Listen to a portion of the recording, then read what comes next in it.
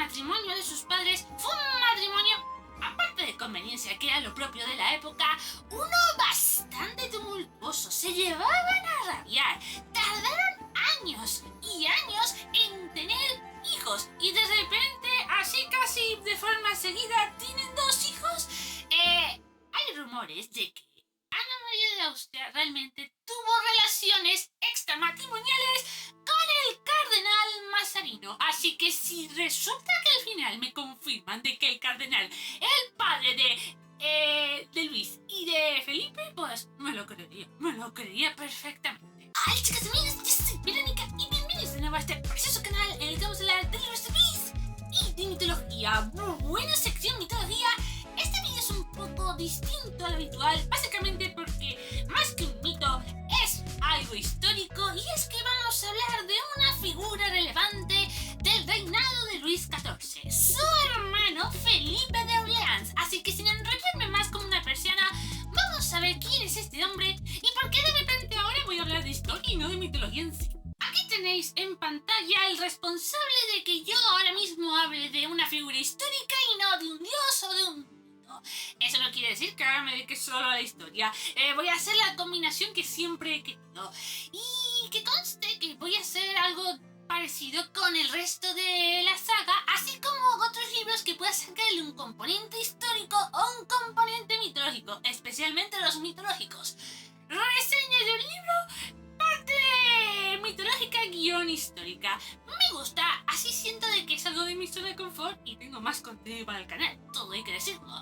Y además, ya solo con la historia de este hombre daría para 500 libros ficticios o no ficticios, pero vamos a ir por partes. Primero, vamos a ver quiénes son sus padres, su hermano, que ya lo he dicho, y su nacimiento. Tenemos a Felipe de Orleans o Philippe de France, nacido en Saint-Germain el 21 de septiembre de 1640. Su padre era Luis XIII y su madre era la esposa de Ana María de Austria. Y aquí quiero hacer un paréntesis acerca de la curiosidad tanto de su nacimiento como del nacimiento del hermano Luis, el que sería Luis XIV de Francia. Tened en cuenta que el matrimonio de sus padres fue un matrimonio, aparte de conveniencia, que era lo propio de la época, uno bastante tumultuoso. Se llevaban a rabiar.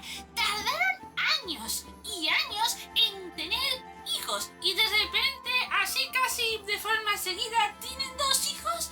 Hay rumores de que Ana María de Austria realmente tuvo relaciones extramatrimoniales con el cardenal Mazarino. Así que si resulta que al final me confirman de que el cardenal es el padre de Luis y de Felipe, pues me lo creería perfectamente. En cualquier caso, sería el segundo hijo. Sería titulado Duque de Anjou al nacer y tendría el apelativo inicial de Pequeño Monsieur. Monsieur sería más adelante. Es un título que se le da a el hermano próximo del monarca en cuestión. Y tened en cuenta de que la época en la que pasó su infancia fue la que marcaría tanto a él como a su hermano, y es el periodo de la Fronda. La Fronda fue un periodo bastante tumultuoso, una especie de golpe de estado provocado por nobles descontentos con la familia real, en este caso los Borbones. Llegaron a estar entre el reinado de Luis XIII, prácticamente a finales, a el principio del reinado de Luis XIV. Y tened en cuenta que el principio del reinado de Luis XIV fue su infancia, si es que llegó al trono con 5 años. Evidentemente había un regente, el cardenal Mazarino, y la madre, que no fueron precisamente los más populares. Por lo tanto, ¿cómo pasaría Felipe esta infancia? Pues de forma muy extravagante, porque se dice de que la madre llegó a vestir a su hijo pequeño como una niña, y aquí empezaría a adquirir un gusto bastante peculiar para usar ropa femenina, y de forma extravagante empezaría a tener una actitud que le marcaría de por vida. A ver, técnicamente sería una actitud indecorosa, pero la madre dijo, bueno, a ver, eres indecoroso, pero teniendo en cuenta que tu hermano es quien tiene que reinar, y viendo un poco cómo has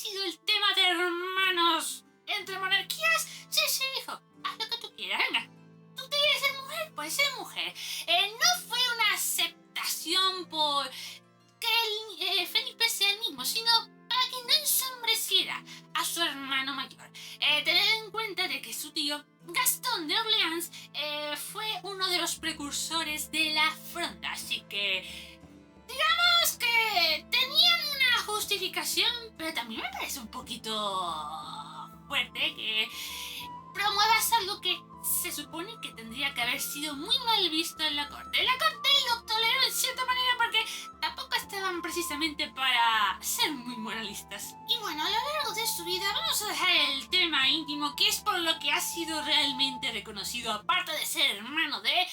Tampoco llegó a tener un papel político militar bastante grande, no porque realmente no fuera capaz. De hecho, llegó a obtener alguna victoria en la guerra franco-neerlandesa contra el príncipe de Orange en la batalla de Kassel en 1677.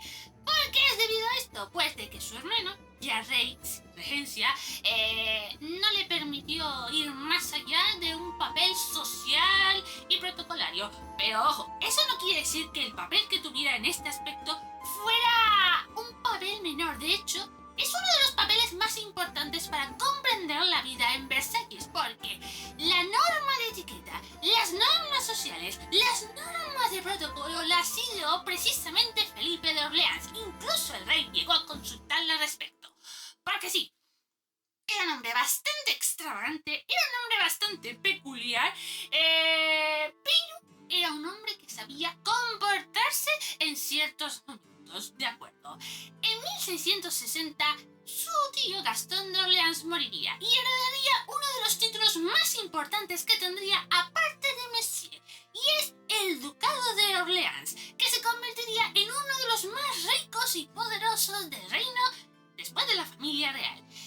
Vale, parece un poco injusto, pero tened en cuenta de que Luis XIV nunca permitía que nadie, absolutamente nadie, ningún ser humano, le ensombreciera.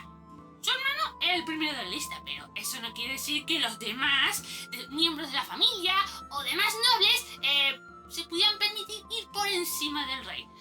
Me acuerdo de cierto episodio de cierto noble ministro de Finanzas que lo pasó muy mal, pero me estoy desviando del tema. Sigamos analizando un poquito la vida de Felipe de Orleans, que ahora sí que sí hay que hablar de su vida personal, porque daría para 50 libros por lo menos. Si en algo están prácticamente de acuerdo los historiadores es de que Felipe de Orleans era homosexual. Era una de las extravagancias más relevantes que tendría el propio Felipe de Orleans.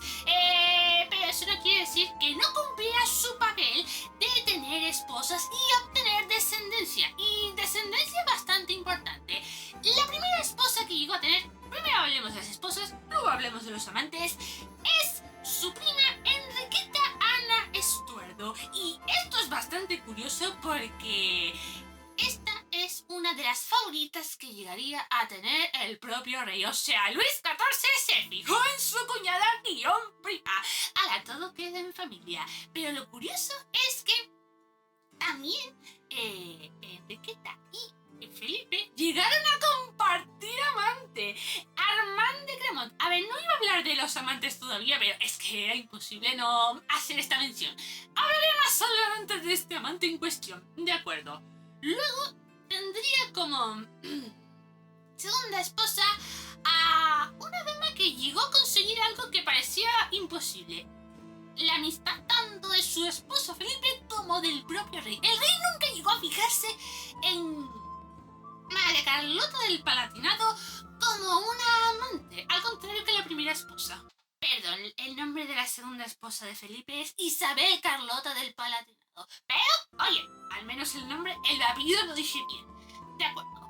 ¿Cuántos hijos tendría nuestro querido Felipe con ambas mujeres? Pues unos cuantos. De hecho, uno de ellos llegaría a ser el heredero del ducado de Orleans. Algo que no es moco de pavo. A ver, con su primera esposa llegaría a tener 3 hijas y un hijo. La primera sería María Luisa de Orleans, que se convertiría en reina de España al casarse con Carlos II de España. Si no me equivoco, este sería Carlos II de España y sería el hechizado. Os pongo en pantalla si estoy en lo cierto o estoy equivocada. Vale. Luego tendría a su único hijo con Enriqueta, Ana de Inglaterra, a Felipe Carlos de Orleans. Luego, una hija que fallecería a los pocos momentos de nacer. A ver, tened en cuenta de que la mortalidad infantil en aquella época era la norma, era la normalidad. Luego, Ana María de Orleans, que se casaría con Víctor Amadeo II de Saboya. Y luego tendría con Isabel Carlota del Palatinado 3 hijos.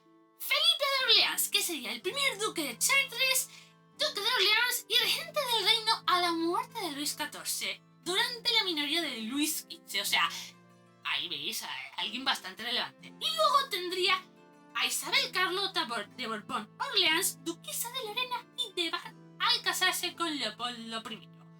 De acuerdo. Luego tendría otro hijo llamado Alejandro Luis de Orleans. Pero quedamos con Felipe de Orleans, el duque de Chartres, y María Luisa de Orleans como los hijos más importantes que tendría Felipe. Y yo acabo de hablar de sus esposas, pero vamos a hacer mención a dos amantes. El primero sería Julio Mancini Mazzarino, que sería sobrino del cardenal Mazzarino, lo cual, una cosa bastante curiosa, el primer amante de Felipe era sobrino del cardenal Mazzarino, pero es que resulta de que una de las primeras amantes de Luis XIV, sobrino del cardenal Mazzarino, es que el cardenal Mazzarino fue lo más importante que tuvo esta familia real en esta parte del reinado de los Borbones, quiero decir. Luego, os dije, ¿cómo es posible de que su primera esposa y él compartieran un amante? Este sería Armand de Gramont, que sería conocido como el conde de Guiche, hijo del mariscal de Gramont, príncipe de Vidache y virrey vitalicio de Navarra. O sea, tenía unos cuantos títulos. Una relación que tuvo con Felipe bastante tumultuosa, llegando a provocar conflictos en la familia real. De hecho, llegó hasta tal punto de que se provocó tremendo escándalo cuando se enteraron de que Felipe y Enriqueta llegaron a tenerlo como amante. Claro, Luis XIV, entre el escándalo y de que este conde de Guiche le estaba robando a la favorita, porque por esta época era la favorita, lo expulsó ipso facto y llegaría a tener algún que otro amante más. Pero vamos a hablar del quien podríamos considerar el gran amor de su vida, alguien que gobernaría con tiranía la casa de Orleans, tendría un papel muy importante en su vida y de que la relación con sus esposas dejaba mucho que desear. Y hay que hablar de Felipe de Lorena. Felipe de Lorena pertenecía a la estirpe principesca ducal de Lorena. Era uno de los hijos de Enrique de Lorena, conde de Harcourt, y a partir de la década de los 60 hasta el final de la vida de Felipe fue el gran amor de su vida. Hombre, no es precisamente que tuvieran una relación idílica, porque la primera esposa, Enriqueta, consiguió de Luis le echara de Francia, que estuviera exiliado en Roma durante un tiempo porque se llevaban fatal. No, lo siguiente. Pero después de la muerte de esta, Luis dijo: venga, Felipe de Lorena, vente otra vez, vuelve con mi hermano. A ver, tened en cuenta de que Luis XIV aborrecía esta clase de relaciones, pero le apetecía más tener controlada la casa de Orleans, así como su hermano. Vale, es bastante curiosa la relación de hermanos que tenían el rey Luis con Felipe, por la sencilla razón de que, si bien parecía de que le cortaba la libertad, de que desaprobaba bastantes cosas, sí podríamos considerar que se tenían bastante afecto. Un afecto tumultuoso, pero afecto al fin y al cabo. Si lo comparamos con otros hermanos que ha habido a lo largo de la historia de Francia, pues sí se querían arrabiar.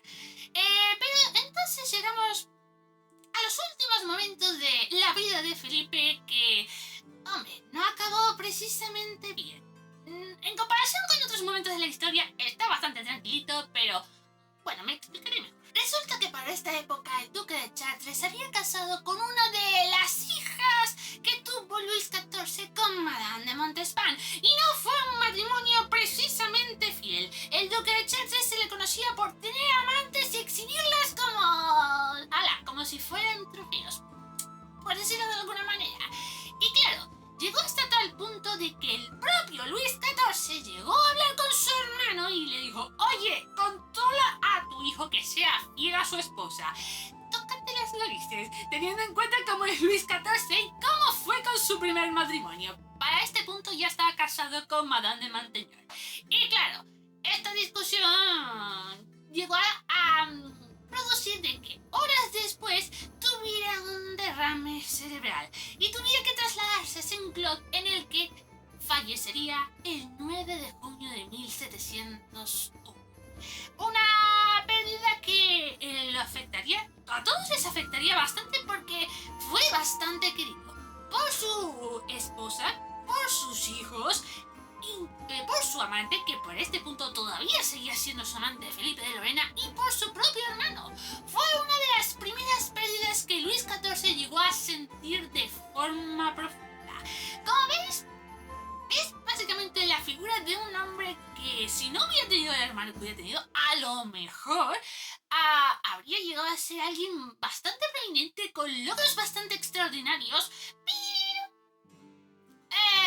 entre que estaba a la sombra del Rey Sol y que tenía extravagancias que eran inmorales para la época, pues al menos dejó bastantes anécdotas divertidas, las cosas como son. Bueno, y esto es todo lo que puedo decir acerca de Felipe de Orleans, el hermano de Luis XIV. A ver, sé que para cuando me lea el tercer libro de Catherine Vega hablaré del Rey Sol, evidentemente, y a lo mejor el vídeo me queda más largo, pero para el segundo tendré que ponerme en faena para leer el libro, pero así, sin leer el libro todavía, tal vez hable de los mosqueteros. A no ser que el prota masculino es una figura histórica real. Todo es posible. Pero en fin, sin más dilación, vámonos a ir despidiéndonos. En la cajita de descripción vais a encontrar todas mis redes sociales para que me podáis ir siguiendo. Suscribiros, darle like, campanita, compartir a que se generosos en esta vida y comentar. Comentad alguna figura histórica que creéis que es bastante singular, peculiar, sea por los mismos motivos que Felipe de Orleans o por otros motivos distintos. Cosas curiosas, las cosas macabras, las cosas polémicas, dejémoslos para otra clase de vídeos, que algún día lo haré, está claro. Así que, bueno,